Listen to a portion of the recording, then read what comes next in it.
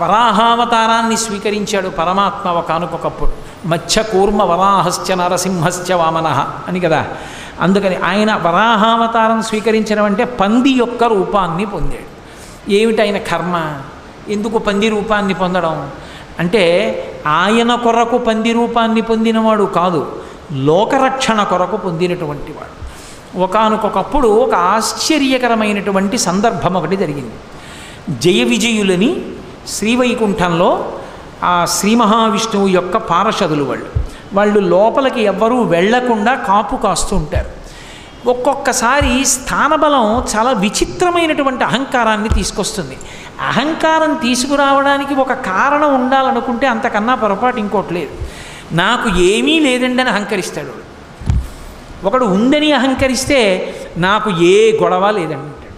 ప్రతివాడికి ఆఫీసులో చాలా పనులు ఉన్నాయనుకోండి, నాకు ఏ గొడవ లేదా, ఇదే ఎప్పటికి వెళ్ళిపోవచ్చు, నేను హాయిగా నాది తేలిక సీట్ అని అహంకరిస్తాడు. అహంకరించాలన్న కోరిక ఉండాలి, కానీ అహంకరించడానికి ఒక ప్రత్యేకమైన విభూతి ఉండవలసిన అవసరం లేదు. ఏమీ లేదని కూడా అహంకరించవచ్చు. కాబట్టి ఆ అహంకారమే కొంప ముంచేస్తుంది. శ్రీ మహావిష్ణువు యొక్క ఏకాంతవాసాన్ని రక్షించే వాళ్ళం మేమే. మా అనుమతి ఉంటే తప్ప విష్ణు దర్శనం అవ్వదు. మేము అనుమతిస్తే పెడతారు, మేము అనుమతించకపోతే విష్ణు దర్శనం అవ్వదు. ఇది ఎంత దూరం వెళ్ళిందంటే భాగవతంలో ఒకనాడు శ్రీ మహావిష్ణువు లక్ష్మీదేవి ప్రణయ కలహానికి లోనయ్యారు. ఏదో ప్రణయం, వాళ్ళిద్దరూ ఆడుకుంటున్నారు. లక్ష్మీదేవి ప్రణయ కలహంతో ఒకసారి ఏకాంతవాసం నుంచి బయటికి వచ్చి ఈ పాటికి ఆయన నేను కనపడలేదని బెంగపెట్టుకుని ఉంటారు అని ఆయన బెంగ పెట్టుకోవడం కాదు, ఆయన దగ్గరికి వెళ్ళి చాలాసేపు అయిందని ఈవిడికి బెంగ కలిగింది. అందుకని ఈవిడ లోపలికి వెళ్ళిపోతుంది. నిత్యానపాయని కదా అమ్మవారు, అలా ఉండాలి. దాంపత్యం అంటే అంతే. అలా ఉంటుందా అండి అనకండి. ఆవిడ అలా ఉంది కాబట్టే మనం ఇలా ఉండాలని మనకి తెలిసింది. మన కోసం ఆవిడ అలా ఉంటుంది. అంతేగాని ఆవిడికి పిచ్చిక్కి అలా ఉంటుందని సిద్ధాంతాలు చెప్పకూడదు. కాబట్టి నిత్యానపాయని ఆ తల్లి లోపలికి వెళుతోంది. బయటికి రావడం అంటే నీ ఇష్టం, కానీ లోపలికి వెళ్ళడానికి మా అనుమతి ఉండాలన్నారు వీళ్ళు. నేను ఆయన దగ్గరికి వెళ్ళడానికి మీ అనుమతి ఎందుకంది ఆవిడ? స్వామి విశ్రాంతి తీసుకుంటున్నారేమో, ఇప్పుడు మీరు వెళ్ళి మళ్ళీ గొడవ చేస్తే బాగుండదు, మీరు ఇప్పుడే కోపంగా బయటకు వచ్చారు, మళ్ళీ వెళ్ళి ఆయన శాంతి భంగం చేస్తారు, వీలు లేదన్నారు. ఆవిడే లక్ష్మి. లక్ష్మి అన్న మాటకు అర్థం ఏంటంటే లక్ష్మ, గుర్తు బట్టి లక్ష్మి. వీళ్ళ లక్ష్మ ఏమిటి? ఆవిడ అనుగ్రహమే. శ్రీ మహావిష్ణువు ఉన్నటువంటి ఏకాంతవాసం బయట కాపలా కాయగలిగినటువంటి లక్ష్మి ఆవిడ అనుగ్రహం. అందుకే అమ్మవారికి ఒక పేరుంది, యశస్విని, కీర్తినిచ్చేది అని. ఇంతమంది ఇలా కూర్చుంటే నేను ఒక్కడనే ఇక్కడ కూర్చుని మాట్లాడితే మీరు వింటున్నారంటే నా గొప్ప కాదు. అయ్యో వీడు మాట్లాడితే అంతమంది వినేటట్టు చేసి వీడు చెప్పాడన్న కీర్తిని వీడికి కట్టపెట్టి వీడిని సంతోషింపజేస్తానని అమ్మవారు అనుగ్రహిస్తే ఇక్కడ కూర్చున్నా నేను. కాబట్టి ఆవిడ యశస్విని. దానివల్ల ఎవరు సంతోషిస్తోందంటే మా అమ్మ సంతోషిస్తోంది నాతో పలికించి. ఇవన్నీ నేనే పలికేస్తున్నాను అనుకుంటే అయితే నువ్వే పలుకని అందంటే నా బతుకు బయటడిపోతుంది. అది అమ్మవారి యొక్క తత్వం. కీర్తినిచ్చింది ఆవిడ. జయ విజయులుగా ఉండండిరా అంది ఆవిడ. ఉండండిరా అంటే నువ్వే లోపలికి వెళ్ళొద్దన్నారు వాళ్ళు. ఆవిడంది మీ లక్ష్మి తొలగిపోతుంది. మీ లక్ష్మి తొలగిపోతుందంటే ఓ కారణం రావాలిగా. అందుకు వెనకాల వచ్చారు సనక సనదనాథులు. వాళ్ళు ఎప్పుడూ బాలురుగా ఉంటారు. ఎప్పుడూ బాలురుగా ఉంటారంటే బాలురైన వారికి ఓ రక్షణ ఉంటుంది. తమ రక్షణ తాము చూసుకోరు. ఏ ఇబ్బంది వచ్చినా అమ్మానో నాన్నగారండి అనో అరుస్తారంతే. వాళ్ళు ఎప్పుడూ భగవంతుడినే చూస్తారు. మహాజ్ఞానులు వాళ్ళు. అందుకని వాళ్ళు శ్రీ మహావిష్ణు దర్శనానికి వస్తున్నారు. వస్తూ ఉంటే మరి లక్ష్మి శాపం ఉంది కదా, పోవాలి వీళ్ళకి పదవి. అందుకని వీళ్ళు వాళ్ళని అడ్డగించారు. వాళ్ళని అడ్డగిస్తే వాళ్ళు అన్నారు, మాకు విష్ణువుకి అరమరికలు లేవు, మేము ఎప్పుడైనా వెళ్ళి దర్శనం చేసుకోగలిగిన వాళ్ళం. ఈ అహంకారం అప్పుడే ఉందని మీరు అనుకుంటున్నారేమో. ఆ అహంకారం అప్పటి నుంచి ఇప్పటి వరకు ఎప్పటి వరకు కూడా ఉంటుంది. త్యాగరాజస్వామి అంతటి వారు వెంకటాచలం వెడితే తెర వేసి ఇప్పుడు కాదు రేపు రా అన్నారు. త్యాగరాజస్వామి ఆయన అక్కడే కూర్చుని తెరదీయగరాదా అని కీర్తన చేశారు. తాళాలు వేసుకుందామని అర్చకుడు అనుకుంటే తలుపులు తెరుచుకొని తెర తీసుకుని వెంకటేశ్వర స్వామి వారు దర్శనమిచ్చారు. బుద్ధొచ్చి లెంపలు వేసుకుని కాళ్ళ మీద పడ్డాడు. తరిగొండ వెంగమాంబ గారి విషయంలో అదే అయింది.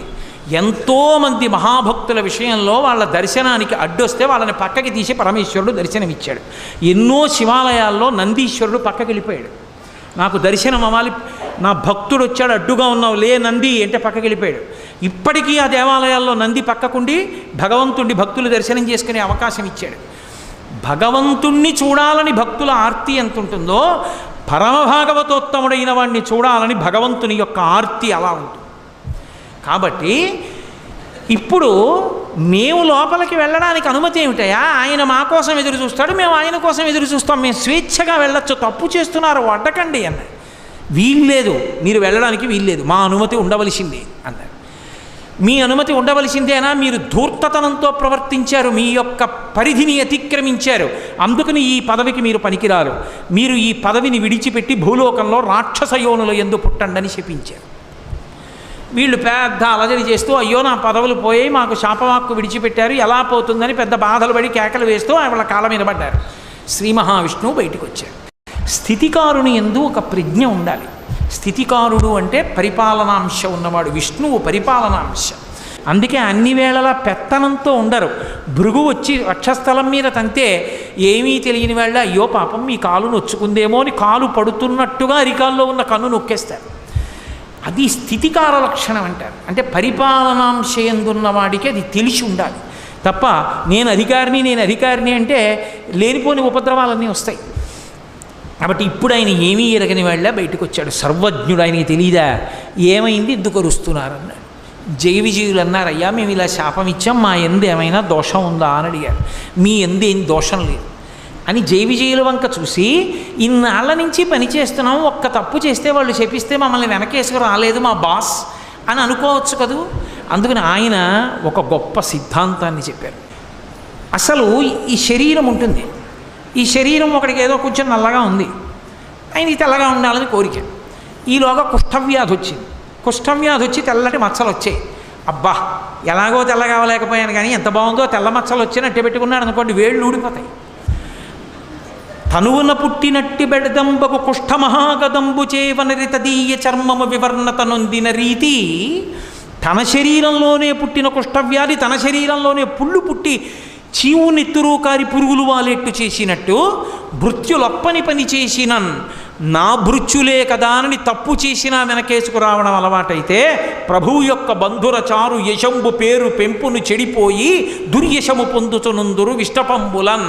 అర్థం పర్థం లేకుండా ఎన్ని తప్పులు చేసినా వెనకేసుకు రావడం అలవాటైపోయిన ప్రభువు చిట్ట చివరికి అపకీర్తిని పొందుతాడు. అంటే తప్పు చేస్తే తప్పు చేశామని చెప్పవలసిందే, లేకపోతే నా ధర్మం పోతుంది. వాళ్ళకి అవమానం జరిగింది, అవమానం జరగడానికి కారణం మీరు నా భృత్యులని వెనకేసుకొస్తే నా ఒంట్లో పుట్టిన కుష్ఠరోగాన్ని అట్టిపెట్టుకున్నవాడిని అవుతారు. ఇప్పుడు నేను మిమ్మల్ని వెనకేసుకు రాకపోతే మీకు బుద్ధి వస్తుంది, లోకానికి బుద్ధి వస్తుంది, తెలుసుకుంటారు అహంకారం ఎంత ప్రమాదకరమో. కాబట్టి అనుభవించవలసిందే. మీరు 3 జన్మలు రాక్షస యోనుల యందు పుట్టండి. 3 జన్మల రాక్షస యోనుల యందు పుట్టి వాళ్ళని నిగ్రహించిన పాపం పోయిన తరువాత నా చేతిలోనే సంహరింపబడి తిరిగి మీ స్థానములను మీరు అలంకరిస్తారు. అప్పుడు మీకు ఈ అహంకారం పోతుంది. అహంకారం పోవడం అంటే అంత తేలికండి. అహంకారం పోవడానికి ఎన్ని అవతారాలైన స్వీకరించవలసి వచ్చిందో చూడండి. తప్పు వాళ్ళది, అవతారాలు ఆయనవి. సీతమ్మ తల్లిని పోగొట్టుకుని ఒక అవతారం, శిశుపాల దంతభక్తుల్ని చంపడానికి కృష్ణ భగవానుడిగా శిశుపాలుడితో రాజ్యం సభలో నానా మాటలు అనిపించుకుని ఒక అవతారం. ఇన్ని అవతారాలు ఎత్తి మళ్ళీ తన భృత్యుల్ని తాను తెచ్చుకున్నాడు. ఎంత దయ కలిగినటువంటి స్వామి అవతారంలో. కాబట్టి ఇప్పుడు వాళ్ళు రాక్షస యోనుల యందు జన్మించాలి. వాళ్ళు రాక్షస యోనుల యందు జన్మించడానికి యోగ్యమైన కారణం ఒకటి కల్పింపబడాలి. ఒకనాడు కశ్యప ప్రజాపతి ప్రదోష వేళలో జపం చేసుకుని అగ్నికార్యం చేసుకుంటున్నాడు. ఆయన భార్య అదితి దితి ఇద్దరు ఆయన భార్యలే. అదితి యందు దేవతలు పుడతారు, దితి యందు దానవులు దైత్యులు పుడతారు.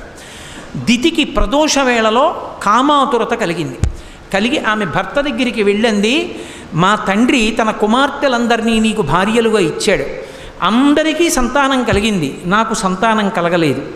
ఎక్కడైనా కులస్త్రీ తన భర్త వలన సంతానాన్ని పొందాలి అని కోరుకుంటుంది అని ఒక అద్భుతమైన మాట చెప్పింది. ఆవిడంది, ఏమయ్యా అసలు దీపించిన దీపముచే దీపము 2 కాక సికి ఒకటయ్యున్ అంది. భర్త యొక్క తేజస్సే భార్య యందు ప్రవేశించి మళ్ళీ కొడుకుగా పుడుతుంది. ఈ పుట్టిన కొడుకు ఎవరు? భర్త యొక్క తేజస్సే. కాబట్టి భర్తయే మళ్ళీ కొడుకు రూపంలో ఆమె శరీరంలోంచి బయటికి వస్తాడు. అది ఆడదాని హక్కు, భార్య యొక్క హక్కు. దాన్ని కాదు అనడం ఎలా? కాబట్టి నువ్వు నన్ను అనుగ్రహించి నాకు సుఖాన్ని ప్రసాదించి నేను అయ్యేటట్టుగా అనుగ్రహించు అందావిడ. అంటే ఆయన అన్నాడు, తప్పకుండా ఇది కోరరాని కోరిక కాదు, ఒక భార్య భర్తని అడగవలసిన కోరికే. కానీ సమయం అని ఒక మాట ఉంది కదా, లోకంలో ధర్మం దేన్ని ఆశ్రయించి ఉంటుంది అంటే కాలాన్ని కూడా ఆశ్రయించి ఉంటుంది. ఏ కాలమునందు ఏ పని చెయ్యాలో ఆ పని చెయ్యాలి తప్ప ఏ కాలమునందు ఏ పని చెయ్యకూడదో ఆ పని చెయ్యకూడదు. శ్రీరామాయణం సుందరకాండలో వాల్మీకి మహర్షి అంటారు, మహాత్ములకు కూడా కోపం వస్తుంది. ఎందుకు కోపం వస్తుంది అంటే కర్తవ్యం అకృతం కార్యం సతాం మన్యుముదీరయేత్ అంటారు. చెయ్యవలసిన పని చెయ్యడం కాదు, ఏ సమయానికి చెయ్యాలో ఆ సమయానికి చెయ్యకపోతే కోపం వస్తుంది. కాబట్టి ఇది భార్యాభర్తల సంగమ సమయం కాదు. కాబట్టి ఓ దితి నా మాట విను, ఇది ప్రదోష వేళ, ఉగ్రవేళ. అంటే లోకాన్ని బాధ పెట్టేటటువంటి ప్రాణులు, విషం కలిగిన ప్రాణులు సూర్యాస్తమయం తర్వాత నిద్రలేచి అన్నం తినాలి అని ఈశ్వర శాసనం. సత్వగుణం కలిగినటువంటి వాళ్ళందరూ సూర్యోదయాత్ పూర్వం లేచి సూర్యాస్తమయం వరకు లేచి ఉండాలి అని ఈశ్వర శాసనం. ఉగ్రవేళ అంటే ఉగ్రభూతములన్నీ లేస్తాయి, పాములు, తేళ్లు, జెర్రిలు ఇవన్నీ అన్నం తినడానికి బయటకు వచ్చే సమయం అది. దానితో పాటుగా ఉగ్రభూతాలు కూడా లేస్తాయి. కాబట్టి ఈ ఉగ్రవేళలో కామారాతి లీలన్ భూతగణవృతుండగుచు వృషీశ్వరయానంబున సంచరించుటది అభావ్యంబయ్యే వృషభవాహనారూఢుడై పరమశివుడు. ఆయన కాముణ్ణి కాల్చినవాడు. ఆయన భూమండలం మీద తిరుగుతాడు అసుర సంధ్య వేళలో. ఆయన నీకు వరసకి మరిదవుతాడు. ఆయనకి స్వపరభేదములు లేవు. ఆయన వృషద్విచిత్రతల్పయోర్ భుజంగముక్తికస్రజో గరిష్టరత్నలుష్టయో సురుద్విపక్షభక్షయో తృణారవింద చక్షుషో ప్రజామహీ మహేంద్రయో సమప్రవర్తయన్మన కదా సదాశివం భజే. ఆయన అన్నిటి యందు సమబుద్ధితో ఉంటాడు. నా వాళ్ళు వాడివాళ్ళు అన్న భావన ఉండదు. ధర్మాతిక్రమణం చేస్తే ఒప్పుకోడు. కాబట్టి ఈ సమయమునందు భార్యా సంగమం చేస్తే లోకకంటకులైన బిడ్డలు కలుగుతారు. అధర్మం ఎందుకు చెయ్యడం, నా మాట విని కొద్దిసేపు తాళ్ళు అన్నాడు. ఆమె కామాతురాణం నభయం నలజ్జ. ఆమె తాళలేకపోయింది. ఆయన వస్త్రం పట్టుకు లాగింది. ఆయన వెంటనే వెళ్ళాడు. ఆమె కోరుకున్న సుఖాన్ని ఆమెకి కటాక్షించి వచ్చి ఆచమనం చేసి ప్రణవాన్ని జపం చేయడం ప్రారంభం చేశాడు. కొంతకాలం అయిన తర్వాత ఆమె గర్భం ధరించి వచ్చి అడిగింది, నేను గర్భం ధరించాను నీ తేజస్సు వల్ల అని. ఆయన వెంటనే దివ్య దృష్టితో చూసి అన్నాడు, రమించకూడని ఉగ్రవేళలో నన్ను నిగ్రహించి నాతో రమించావు. కాబట్టి నీ కడుపున పుట్టేటటువంటి సంతానం లోకాన్ని రక్షించేటటువంటిది కాదు. లోకభయంకరులైనటువంటి ఇద్దరు జన్మిస్తారు. వాళ్ళిద్దరూ ఈ లోకంలో ఉన్నవన్నీ మావే మేమే అనుభవించాలంటారు. ఆ కారణం చేత విష్ణువుకి విరోధులవుతారు. శ్రీ మహావిష్ణువు యొక్క చేతి సుదర్శన చక్రధారల చేత తరగబడి వాళ్ళ శిరస్సులు కింద పడిపోతాయి. వాళ్ళు కీర్తి వహించరు అని చెప్పాడు. ఆమె చాలా రోధించింది. ఆఖరికి ఆమెకి ఇద్దరు కుమారులు కలిగారు. ముందు పుట్టినటువంటి వాడికి హిరణ్యాక్షుడు అని పేరు పెట్టారు. వెనక పుట్టినటువంటి వాడికి హిరణ్యకశిపుడు అని పేరు పెట్టారు. ఇద్దరు కవల పిల్లలు. కవల పిల్లలు పుట్టినప్పుడు మనకి శాస్త్రంలో ఏమిటంటే ముందు ఎవరు పుడతాడో వాళ్ళు చిన్నవాళ్ళు, వెనక ఎవరు పుడతారో వాళ్ళు పెద్దవాళ్ళు. ముందు ఆడపిల్ల పుట్టి వెనక మగపిల్లాడు పుడితే అన్నా చెల్లెళ్ళు అవుతారు తప్ప అక్కా తమ్ముళ్ళు అనకూడదు. ముందు పుట్టిన వాళ్ళు చిన్నవాళ్ళు, వెనక పుట్టిన వాళ్ళు పెద్దవాళ్ళు. కాబట్టి ముందు పుట్టినటువంటి వాడు ముందు పుట్టినటువంటి వాడు హిరణ్యాక్షుడు, వెనక పుట్టినవాడు హిరణ్యకశిపుడు. అందుకని హిరణ్యకశిపుడు పెద్దవాడయ్యాడు, హిరణ్యాక్షుడు చిన్నవాడయ్యాడు. చిన్నవాడైన హిరణ్యాక్షుడంటే హిరణ్యకశిపుడికి అమితమైన ప్రేమ తన తమ్ముడని. ఈ హిరణ్యాక్షుడికి లక్షణం ఉంది. హిరణ్యాక్షుడు అంటే పేరులో తెలియట్లేదండి. అందుకే పేరు పెట్టుకునేటప్పుడు పెద్దవాళ్ళకు అప్పజెప్పి పెట్టాలి తప్ప స్వతంత్రించి పెట్టకూడదు. పనికిమాలిన పేర్లు పెడితే వాడు కూడా అటువంటి భావాలు కలిగినటువంటి వాడే అయి ఆ పేరు పెట్టి పిలవగా అలాగే తయారవుతాడు. ఏదో పేరు బాగుందని పెట్టేయకూడదు. హిరణ్యాక్షుడు అంటే హిరణ్యము అంటే బంగారం, బంగారము అంటే లోభమునకు ప్రతీక. బంగారం ఎక్కడ చెప్పినా రుక్మ అన్న శబ్దం వేస్తారు. అందుకే రుక్మిణీదేవి అన్నదమ్ముల పేర్లన్నీ రుక్మాంగద, రుక్మకేతు, రుక్మబాహు, రుక్మకేశ, రుక్మిణి అన్నీ రుక్మ అని పెట్టాడు ఆయన. రుక్మ అంటే బంగారం, బంగారం లోభానికి ప్రతీక. వాడు అనుభవించాడు, దాస్తాడు. ఇవన్నీ నావంటుంటాడు, ఇవన్నీ నావే, ఎవరికి ఇవ్వను, ఇంకోటి సుఖపడకూడదు, నేనేం చేస్తాను, నేను అనుభవించాను, దాచేసి ఇవన్నీ నావి, అంతే నా సుఖం. హిరణ్యకశిప్ అంటే పడక అనుభవానికి గుర్తు. పక్క ఎక్కడున్నా భోగానికి గుర్తు మంచం. అందుకే మంచం మీద ఏం పెట్టరు, పవిత్రమైన వస్తువుల్ని మంచం మీద పెట్టరు, ఎందుకంటే అది భోగానికి ప్రతీక కాబట్టి. అందుకే ఆఖరికి శరీరత్యాగం కూడా మంచం మీద చేయకూడదు అని. అటువంటి మంచం భోగానికి గుర్తు. హిరణ్యకశిప్ అన్న మాటకు అర్థం ఏంటంటే వాడు తీసుకొచ్చి దాచేస్తాడు, వీడు అనుభవిస్తాడు, ఇంకోడు అనుభవించకూడదు. వీడి కడుపునో కొడుకు పుట్టాడు, ఆయన ప్రహ్లాదుడు, పరహ్లాదుడు, ఇంకోడు సంతోషిస్తే తను సంతోషిస్తాడు. ఎలా పడుతుంది ఇద్దరికి? అక్కడ వచ్చింది పేచి. అది హిరణ్యకశిప ప్రహ్లాద హిరణ్యాక్ష హిరణ్యకశిప వృత్తాంతం అంటే. అందుకని అక్కడ లక్ష్మీ విష్ణువుల యొక్క శాసనం సనకసనందనాదుల మాటను అనుసరించి ధర్మమునందు బుద్ధి ఎక్కడ నిలబడదో అక్కడ ఇలాంటి బుద్ధులు పుట్టుకొస్తాయి. అందుకని దితికి పుట్టింది ఈ బుద్ధి.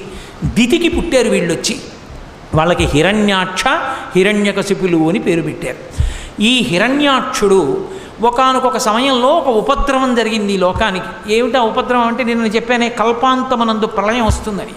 ఆ కల్పాంత ప్రళయమునందు సముద్ర జలాలన్నీ వచ్చి భూమి మీద పడిపోతే ఈ భూమి అంతా కూడా ఆ నీటిలో అడుగుకి వెళ్ళిపోయి పాతాళలోకం దగ్గరికి చేరిపోతే భూమి లేదు. నిన్న మీతో చెప్పా, శ్రాద్ధదేవుణ్ణి మనువుని చేసి మనువుని పిలిచి బ్రహ్మగారు అన్నారు, నువ్వు భూమిని ధార్మికంగా పరిపాలించు, సంతానాన్ని ఉత్పత్తి చెయ్యి అన్నారు. ఆయన అన్నాడు, భూమి ఉంటే కదా నేను పరిపాలించడానికి ధార్మికంగా. ప్రళయ జలాలలో అది కిందకి వెళ్ళిపోయింది, పాతాళం దగ్గరికి వెళ్ళిపోయింది. దాన్ని ఎవరు పైకి తీస్తారు? తీసుకొచ్చి పైకి ఎత్తితే కదా నేను దాన్ని పరిపాలన చేయడం అన్నాడు. ఆయన అలా అనగానే చతుర్ముఖ బ్రహ్మగారికి తుమ్ము వచ్చింది. ఆయన తుమ్మారు. తుమ్మగానే ఆయన ముక్కులోంచి కింద పడ్డాడు ఒక ఆయన. యజ్ఞవరాహమూర్తి అర్ధి అంగుష్టమాత్రదేహంబుతోడ జననమంది వియత్తల స్థాయి ఎగుచు అంతలోనే భూరిగజ ప్రమాణమయ్యే అచటి వారికి అద్భుతముగా అన్నారు. ఆయన ముక్కులోంచి కింద పడ్డవాడు చిన్నవాడు కింద పడ్డాడు. కింద పడి అందరూ చూస్తుండగానే భూమి ఆకాశములు నిండిపోయేటట్టుగా పెరిగిపోయాడు. ఆ పెరిగిపోయినది వరాహావతారం. ఆ వరాహావతారం యజ్ఞవరాహమూర్తిగా వచ్చాడు. యజ్ఞవరాహము అన్న మాటకు అర్థం ఏమిటంటే యజ్ఞమునందు వాడేటటువంటి పదార్థములు ఏ ఉంటాయో, సృక్కు, స్రవము, ఆజ్యపాత్ర, ఇలాంటివన్నీ కూడా ఆయన శరీరమునందు భాగములుగా మారిపోయాయి. అంటే పరమమంగళ స్వరూపాన్ని పొంది ఇప్పుడు సముద్రం లోపల భూమి ఉండిపోయింది. వీడికి లోభం కదు హిరణ్యాక్షుడికి, ఆ వెళ్ళిపోయిన భూమి నాదే అన్నాడు. అని ఎవరూ అక్కడికి రావడానికి వీల్లేదు, ఇదంతా నాదే అన్నాడు. లోభ బుద్ధి అంటే అంతే. అది హిరణ్యాక్షుని యొక్క లక్షణం. అందుకని ఈ భూమి నాదని వాడు సముద్రంలో తిరుగుతున్నాడు. ఎవరైనా వస్తారేమో పట్టుకుపోతారేమో. ఏమో అంత భూమి ఏం చేసుకుంటావురా నువ్వంటే కావాలి. ఇప్పటికీ లేరేమిటి? ఎంతమంది లేరు? వేల వేల ఎకరాలు నావే అని దాచుకుని తిరుగుతున్న వాళ్ళు లేరు. కాబట్టి లోభబుద్ధి అది హిరణ్యాక్షుని యొక్క అంశ అది. కాబట్టి ఇప్పుడు శ్రీ మహావిష్ణువు యజ్ఞవరాహావతారాన్ని పొందారు. అది ఎంత పెద్ద వరాహం అంటే భూమి ఆకాశములు నిండిపోయి పెద్ద పెద్ద రోమాలతోటి అది సముద్రంలోకి దిగింది. సముద్రంలోకి దిగితే ఓ చమత్కారం జరిగింది. దిగి భూమి ఎక్కడ ఉంది అని ఆయన ముట్టి పెట్టి వెతుకుతున్నాడు ఇలాగ పైకెత్తుదామని. ఈ ముట్టి పెట్టి వెతుకుతూ ఉంటే ఆ సముద్రంలో ఉన్న నీళ్ళన్నీ రోమకూపాల్లోకి వెళ్ళిపోయాయి. రోమకూపాలంటే వెంట్రుకల దగ్గర ఉన్న కన్నాల్లోకి వెళ్ళిపోయింది నీరు. వెళ్ళిపోయి సముద్రంలో నీళ్ళన్నీ తగ్గిపోయాయి.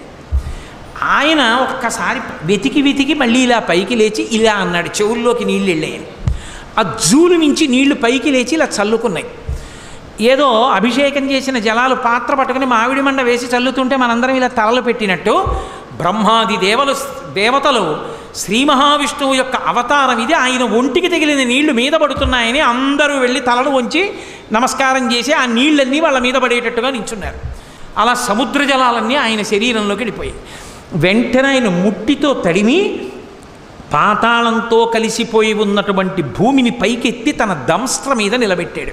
కోర మీద నిలబెట్టి పైకెత్తి భూమిని తీసుకొస్తున్నాడు సముద్ర జలాల్లోంచి. అదొక అద్భుతమైన స్వరూపం.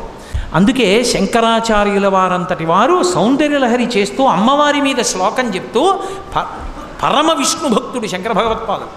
అందుకే అమ్మవారి పాదం సంసారం అనేటటువంటి సముద్రంలో మునిగిపోయిన వాడిని పైకెత్తడంలో ఎటువంటిది అంటే సముద్రంలో మునిగిపోయినటువంటి భూమిని పైకెత్తినటువంటి ఆదివరాహమూర్తి యొక్క కోర వంటిది అని అవిద్యానామంతస్తిమిరమిహిరోద్దీపనగరీ జడానాం చైతన్యస్తబక మకరంద శృతిఝరి దరిద్రాణాం చింతామణిగుణనికా జన్మజలధౌ నిమగ్నానాం దంస్ట్రా మురరిపు వరాహస్య భవతి అన్నారు. దంస్ట్రా మురరిపు వరాహస్య భవతి. తన కోర మీద భూగోళాన్ని నించోపెట్టి సముద్ర జలాల్లోంచి అడుగులు పైకి వేస్తూ వస్తున్నాడు. వీడు చూశాడు హిరణ్యాక్షుడు. నాది నాదిని కదు భావన, నువ్వెవడు వెతుకుపోతున్నావు నాది అన్నాడు. ఆయన ఏం మాట్లాడలేదు, భూమిని పైకి తీసుకొస్తున్నారు. భూకాంత ఆయన్ని గట్టిగా కౌగిలించుకుంది. ఈయన గదలతోటి త్రిశూలంతో ప్రహారం చేశాడు. ఇద్దరి మధ్య ఘోరమైన యుద్ధం జరుగుతోంది. ఎలా? దంస్ట్ర మీద భూదేవిని నిలబెట్టి, ఎవరి కోసం? సృష్టిలో మనుష్యులకు ఆధారం ఉండదు జీవరాశికి. జీవరాశికి ఆధారం లేకపోతే ఏమవుతుంది? ఆధారం లేకపోతే మన పాపపుణ్యాలు పోగొట్టుకునే అవకాశం ఆగిపోతుంది. పుడుతున్నాం అనుకోండి, మనం చేసుకున్న పాపం పోగొట్టుకుని పుణ్యాన్ని కొత్తగా చేసుకోవచ్చు. లేదా అసలు పుణ్యము లేదు పాపము లేదు, రెండు సున్నా అయిపోయి అనుకోండి, ఇక పుట్టడానికి అవసరం లేదు. పాపం పుణ్యం లేనప్పుడు ఇక పుట్టడానికి శరీరం ఎందుకు? ఏం అనుభవించడానికి పుట్టాలి? ఇక పుట్టడం. అలా చేసుకోవాలంటే శరీరం ఉంటేనే సాధ్యం అవుతుంది. అందుకే ఈశ్వరుడు పుట్టుక ఇవ్వడం దయ. అటువంటి మహానుభావుడు ఈ జీవరాశి అంతా నిలబడడానికి భూమిని ఉంచాలని దెబ్బలు తింటూ భూదేవిని పైకి తీసుకొచ్చాడు. అది ఆయన కారుణ్యం. అందుకే ఆదివరాహమూర్తి యొక్క స్వరూపం లాంటి దయ కలిగిన స్వరూపం ఇక ప్రపంచంలో ఉండదు. అంతటి దయ కలిగిన వాడు. నేను మీతో మనవి చేశా, అవతారము అనగానే పక్కన దయా అన్నమాట ఉంటుంది అని. కాబట్టి ఇప్పుడు ఆ హిరణ్యాక్షుడు ప్రదోష వేళ అయింది, యుద్ధం చేస్తున్నాడు. యుద్ధం చేస్తుంటే బ్రహ్మాది దేవతలు అన్నారు, చీకటి పడితే వాళ్ళ శక్తి పెరుగుతుంది, కాబట్టి మహానుభావ సంహారం చేయమన్నారు. ఆయన ఏదో గతజారించి అసహ్య విక్రమ సమగ్ర స్ఫూర్తితో వేయగా దాన్ని యజ్ఞవరాహమూర్తి తప్పించి, ఆ హిరణ్యాక్షుడు విసిరినటువంటి గదని తప్పించి ఒక్కసారి ఆ రెండు కోరలు విదల్చి తన చేతిని ఎత్తి ప్రహారం చేసి ఒక్క దెబ్బ కొట్టారు గుండెల మీద. హడావిడి చెయ్యడమే కానీ భగవంతుడు ఎదురుగుండా కనపడినప్పుడు ఎంతసేపు అండి? నెత్తురు కక్కుకున్నాడు, వెంటనే అక్కడ పడి శరీరాన్ని విడిచిపెట్టేశాడు.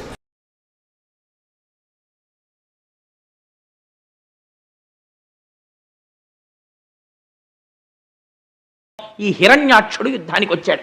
ఇద్దరి మధ్య భయంకరమైనటువంటి యుద్ధం జరిగింది. ఆశ్చర్యం ఏమిటో తెలుసా అండి? వాడేం సామాన్యమైన శక్తివంతుడు కాడు. యజ్ఞవరాహమూర్తి శరీరంలోంచి నెత్తురు కారేటట్టు కొట్టాడు వాడు. ఒక స్థితిలో ఎంత చిత్రం జరిగిందంటే, హిరణ్యాక్షుడు ప్రయోగించినటువంటి గదా ప్రహారమునకు స్వామి చేతిలో గద జారి కింద పడిపోయింది. పడిపోతే వాడన్నాడు, నేను కొట్టను, గద తీసుకో, గద లేని వాడిని కొట్టనన్నాడు. ధర్మానికి ఆశ్చర్యపోయారు స్వామి. ఎంత ధర్మాత్ముడి ఈ ఒక్క విషయంలో అనుకుని వెంటనే సుదర్శన చక్రాన్ని స్మరించారు. స్వామికి అదో సంతోషం. తమ పార్షదులేగా జై విజయులు, ఇప్పుడు వీడికి ఇంత శక్తి వచ్చిందో, అబ్బో బాగా చేస్తున్నాడు యుద్ధం అని చెప్పి తాతగారు చూడండి ఉట్టినే పిల్లాడితో ఇలా కుస్తీ పడతాడు, అలా కుస్తీ పడుతున్నాడు. చిత్రముఖ బ్రహ్మగారు అన్నారు, స్వామి నీ వినోదం చాలు, మాకు భయం వేస్తోంది. వాడు నిన్ను అలా గదతో కొడుతుంటే మేము చూడలేకపోతున్నాం, వాడిని సంహరించి ఉద్ధరించు అన్నారు.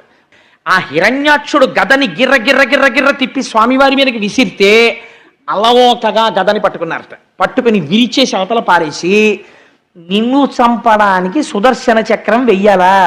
వాడు భయంకరమైన మాయ కల్పించి భూతప్రేత పిశాచాల్ని ఎముకల్ని వర్షం కల్పించాడు. సుదర్శన చక్రంతో కొట్టేశాడు దాన్ని. కొట్టి ఆఖరణ ఇంకా ఎంతసేపు వినోదం స్వామి, వాడిని నిగ్రహించమన్నారు.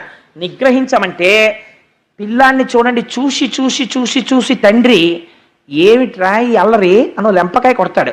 అలా మీరు కావాలంటే భాగవతంలో చూడండి, ఆదివరాహమూర్తి గూప మీద ఓ లెంపకాయ కొట్టారు హిరణ్యాక్షుణ్ణి. అంతే వాడు కింద పడిపోయాడు. కింద పడిపోయి నాసికారంధ్రముల వెంట కర్ణరంధ్రముల వెంట నెత్తురు కారిపోతుండగా హిరణ్యాక్షుణ్ణి తన రెండు కోరలతో నొక్కి పట్టి సంహరించాడు. అక్కడతో హిరణ్యాక్షుని యొక్క సంహారం పూర్తయిపోయింది. హిరణ్యాక్షుణ్ణి సంహరించడంలో కూడా దయ ఉంది. ఎందుకని? అహంకారంతో తన పదవిని పోగొట్టుకున్న జయ విజయులలో ఒకడు పొందినటువంటి మొట్టమొదటి జన్మ రాక్షసయోని యందు పుట్టిన జన్మలలో ఒకటి అదిగో ఆ హిరణ్యాక్షుడు. ఆ హిరణ్యాక్షుడుగా శరీరం విడిచిపెట్టేశాడు అంటే మళ్ళీ భగవంతుని మ్రోల ద్వారపాలకుడుగా వెళ్ళిపోవడానికి ఒక అడుగు ముందుకు వేసేశాడు అని. భగవంతుడే సంహరించి మళ్ళీ తన అక్కున చేర్చుకున్నాడు. అందుకే సంహార ప్రక్రియ యందు కూడా దయయే ఉంటుంది భగవంతునిలో.